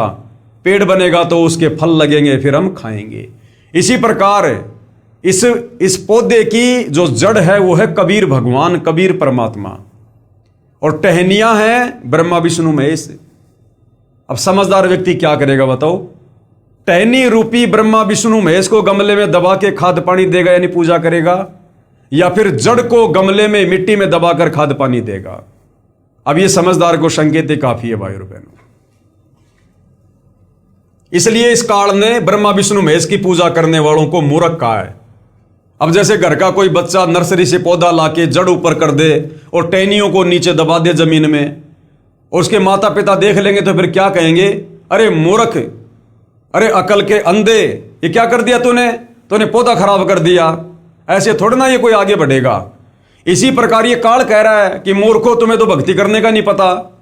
भक्ति करनी चाहिए कबीर भगवान की, जो मेरा भी इष्ट देव है, और तुम भक्ति कर रहे हो शाखाओं की ब्रह्मा विष्णु महेश की, जो तुम्हें कुछ नहीं दे सकते। इसलिए भक्ति करते करते भी हमें कोई लाभ नहीं मिलता है। इसलिए पवित्र गीता अध्याय 7 श्लोक 12 से 15 तथा 20 से 23 तक तीनों गुणों अर्थात तीनों देवताओं रजगुण ब्रह्मा, सतगुण विष्णु तथा तमगुण शिव जी की पूजा करने वालों को राक्षस स्वभाव को धारण किए हुए मनुष्यों में नीच दूषित कर्म करने वाले मूर्ख कहा है कि वे मेरी यानी ब्रह्म पुरुष अर्थात फैक्ट्री मालिक के शिफ्ट ऑफिसर की पूजा नौकरी नहीं करते। अब भाई और बहनों, ये बहुत गहरा टॉपिक है। असल में ये जो ज्ञान है कंप्लीट, ये ज्ञान दिया है पूर्ण ब्रह्म परमात्मा ने, कबीर साहिब ने। असल में ये काल भी उस कबीर परमात्मा का एक शिफ्ट ऑफिसर है। जैसे काल कह रहा है कि मेरी भक्ति ना करके ब्रह्मा विष्णु महेश की भक्ति करते इसलिए लाभ नहीं हो रहे, तो अगर ब्रह्मा विष्णु महेश की तुलना में अगर काल की पूजा अगर कोई करेगा, अगर कोई ब्रह्म नाम की पूजा करेगा, ओम नाम की, तो ब्रह्मा विष्णु महेश की तुलना में काफी लाभ वो प्राप्त करेगा काल की ओम नाम की साधना करके। इसलिए काल कह रहा है कि मेरी भक्ति ना करके और नीचे के इन तीनों देवताओं की तीनों गुणों की भक्ति दुनिया करती है, जो पूरा लाभ प्राप्त नहीं करती। इसी प्रकार फिर वो कबीर परमात्मा जो वास्तव में वेद ज्ञान दाता है, गीता ज्ञान दाता है, कबीर भगवान, वो कबीर भगवान कह रहा है कि ये नादान मेरी भक्ति ना करके, मेरी पूजा ना करके तत्वदर्शी संत से उपदेश लेकर और ये काल तक की साधना करते रहते हैं, जिस कारण से इनको वो लाभ प्राप्त नहीं हो सकता जो पूर्ण परमात्मा की भक्ति से प्राप्त हो सकता है। भावार्थ है कि जो तीनों देवताओं तथा अन्य देवताओं की पूजा करते हैं, कैशियर की नौकरी करते हैं, उन्हें मूर्ख तथा राक्षस स्वभाव वाले राक्षस कहा है। जैसे जिस व्यक्ति की आय का साधन कम होता है वह कुछ हेरा फेरी अवश्य करता है, कभी चोरी या मिलावट आदि छल कपट का मार्ग अपनाता है। जिस कारण समाज में हे हो जाता है, अर्थात दारिद्र हो जाता है। इसी प्रकार तीनों देवताओं श्री ब्रह्मा जी, श्री विष्णु जी तथा शिव जी व अन्य देवताओं की पूजा से पूर्ण लाभ प्राप्त नहीं होता, जिस कारण से भगत झूठ, कपट तथा अन्य विकार भी करता रहता है, फिर पाप कर्म का दंड भी भोगता रहता है। इसलिए ब्रह्म अर्थात क्षर पुरुष शिफ्ट ऑफिसर कह रहा है कि ये नादान साधक मेरी पूजा नौकरी भी नहीं करते। यानी कबीर परमात्मा की तुलना में, कबीर परमेश्वर की भक्ति की तुलना में इस काल की भक्ति भी, ओम नाम की कमाई भी एक प्रकार से शिफ्ट ऑफिसर की पूजा है। मैं इन ब्रह्मा विष्णु तथा शिव से अधिक मेहनताना यानी किया कर्म का धन दे सकता हूं, जो उपरोक्त प्रभुओं से ज्यादा होता है। फिर गीता अध्याय 7 श्लोक 18 में कहा है कि मेरी पूजा, ये काल क्या कह रहा फिर, कि मेरी पूजा, मेरी नौकरी भी पूर्ण लाभदायक नहीं है। उसके लिए भैया तत्वदर्शी संत से पूछ ले, उस परमेश्वर की पूजा करो, उस भगवान की पूजा, भक्ति रूपी वृक्ष की जड़ की पूजा कर, कबीर भगवान की, जिससे तुझे संपूर्ण लाभ होगा और शरीर छूटने के बाद में तेरा मोक्ष भी होगा।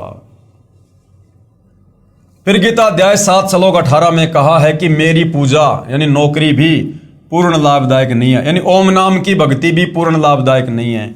इसलिए अपनी पूजा को भी गीता ज्ञानदाता ये ब्रह्म क्षर पुरुष, इसने अनुतमाम यानी अति घटिया अर्थात अति निम्न स्तर की कहा है। इसलिए गीता अध्याय 15 श्लोक 4 तथा अध्याय 18 श्लोक 62 में कहा है कि उस परमेश्वर की शरण में जा। खुद ये काल कह रहा है गीता का ज्ञान देते समय कि अर्जुन, तो उस परमेश्वर की शरण में जा जिसकी कृपा से तू परम शांति का मतलब होता है तेरा कभी फिर जन्म नहीं होगा, कभी तो मरेगा नहीं। परम शांति को तथा सतलोक यानी शाश्वत स्थान जो कभी नष्ट नहीं होता, उसको प्राप्त हो जाएगा। वहां जाने के बाद भगत का पुनर्जन्म नहीं होता, अर्थात अनादि मोक्ष यानी पूर्ण मोक्ष प्राप्त हो जाता है। तथा गीता ज्ञानदाता प्रभु यानी क्षर पुरुष ये ब्रह्म ये काल कह रहा है कि मैं भी उसी आदि पुरुष परमेश्वर की शरण में हूं, यानी मैं भी उसी भक्ति रूपी पेड़ की जड़ कबीर भगवान की शरण में हूं। गीता अध्याय 7 श्लोक 12 से 15, 18 व 20 से 23 को समझने के लिए कृपया निम्न विवरण ध्यान पूर्वक पढ़िए। अब भाइयों और बहनों, ये तीनों गुण क्या हैं? ये तीनों गुण क्या हैं? क्योंकि गीता कोडवर्ड में है, गीता संकेतों में है। अध्याय 7 श्लोक नंबर 12 से 15 ये काल गीता का ज्ञान देते समय खुद कह रहा है कि जो व्यक्ति तीनों गुणों की पूजा करते हैं ब्रह्मा विष्णु महेश की, वो राक्षस स्वभाव को धारण किए हुए मनुष्यों में नीच दूषित कर्म करने वाले मूर्ख मुझ काल की भक्ति भी नहीं करते। तो गीता में सीधा सीधा ब्रह्मा विष्णु महेश का नाम नहीं लिखा हुआ है। गीता चारों वेदों का सार है, कोड वर्ड में है। तो तीनों गुणों का नाम लिख दिया, त्रिगुण माया लिख दिया, रजगुण सतगुण तम गुण। तो जब हम हमारे अन्य धार्मिक सदग्रंथ जैसे श्री मार्कंडे पुराण हुआ और श्री देवी भागवत महापुराण हुआ, जब हम उनको पढ़ेंगे तो हमें पता चलेगा कि ब्रह्मा विष्णु महेश ही तीनों गुण हैं, यानी रजगुण ब्रह्मा, सतगुण विष्णु, तमगुण शंकर, और यही तीनों देवता हैं। तब भाइयों और बहनों हमें ये गीता जी का सांकेतिक ज्ञान समझ में आएगा। गीता अध्याय 7 श्लोक नंबर 12 से 15 समझ में आएगा कि ये त्रिगुण माया क्या है, ये रजगुण सतगुण तमगुण क्या है। तो ये तीनों देवता ही तीनों गुण हैं जिनकी भक्ति करने के लिए पवित्र गीता जी हमें साफ साफ मना कर रही है। तो भाइयों और बहनों, अगले वीडियो में हम जानेंगे कि तीनों गुण क्या है जिनकी भक्ति करने के लिए गीता जी मना कर रही है। तो भाइयों और बहनों, इस प्रकार से जब हम सत भक्ति पर लगेंगे, शास्त्र अनुकूल साधना पर लगेंगे, और शास्त्र अनुकूल साधना वर्तमान में शिवाय परम पूज्य सतगुरु रामपाल जी के पास धरती पर किसी के पास नहीं है। बाकी जितने भी बड़े बड़े संत महंत मंडलेश्वर आचार्य शंकराचार्य पोप पादरी मुल्ला मौलवी पंडित ब्राह्मण जो हमें दिखाई दे रहे हैं, ये सारे के सारे अपनी खुद की भी नरक की टिकट तैयार कर रहे हैं और अपने अनुयायियों की भी नरक की टिकट तैयार करवा रहे हैं, शास्त्र विरुद्ध साधना करके और भगत समाज से करवा के। तो भाई और बहनों, इसलिए सतगुरु रामपाल जी का थोड़ा विरोध इस काल के लोक में काल प्रेरणा से उसके द्वारा भेजे गए धर्मगुरु जनता से करवा देते हैं, क्योंकि नादान धर्मगुरुओं ने हमारे अंदर सदियों से अज्ञान ठोक रखा है। इस तत्व ज्ञान को ना समझकर, शास्त्रों को ना समझकर, ब्रह्मा विष्णु महेश को अजरो अविनाशी परम पूज्य बता बता के आप और हमें एडी से लेकर चोटी तक अज्ञान में रंग रखा है। अब ये अज्ञान भाई और बहनों इतनी आसानी से थोड़ी ना उतरता है। इस अज्ञान को उतारने के लिए तो शतभक्ति रूपी रैग मार्ग लगाना पड़ता है। और तो अब ये रैग मार्ग लगाने में सतगुरु रामपाल जी को थोड़ा संघर्ष करना पड़ रहा है, और समाज शास्त्रों से अपरिचित होने के कारण इतना जल्दी उनके तत्व ज्ञान को स्वीकार नहीं कर पाता है, जिस कारण से नादानी में, अनजाने में भोली भाली जनता सतगुरु रामपाल जी की निंदा करके और घोर पाप का भागी बन रही है। तो आप भाई बहनों से प्रार्थना है, विनती है, सतगुरु रामपाल जी कोई सनातन धर्म के या फिर देवी देवताओं के विरोधी नहीं है। असल में सतगुरु रामपाल जी सनातन से ऊपर आदि सनातन धर्म पूरी धरती पर लागू करना चाहते हैं, और भविष्यवाणियों के अनुसार सतगुरु रामपाल जी के नेतृत्व में हमारा भारत देश आने वाले समय में जगत गुरु बनेगा, विश्व गुरु बनेगा, धर्म गुरु बनेगा। हमारा भारत देश सबसे ज्यादा खुशहाल राष्ट्र बनेगा।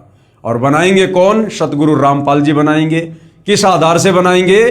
पूरे समाज को शास्त्र अनुकूल सत भक्ति देकर, उनसे मर्यादाओं में रहकर भक्ति करवा कर बनाएंगे। इसलिए आप जी थोड़ा धैर्य के साथ, आप इंसान हैं, जानवर नहीं हैं। परमेश्वर ने हमें बहुत ही बढ़िया सद्बुद्धि प्रदान की है जो अन्य प्राणियों को नहीं है। तो हमने थोड़ा बुद्धि विवेक का इस्तेमाल करना चाहिए, धैर्य धारण करना चाहिए, और निष्पक्ष होकर सतगुरु रामपाल जी के पहले विचार सुनो, समझो। जब तक हम किसी का ज्ञान नहीं सुनेंगे, हम उसके विषय में भला क्या जानेंगे।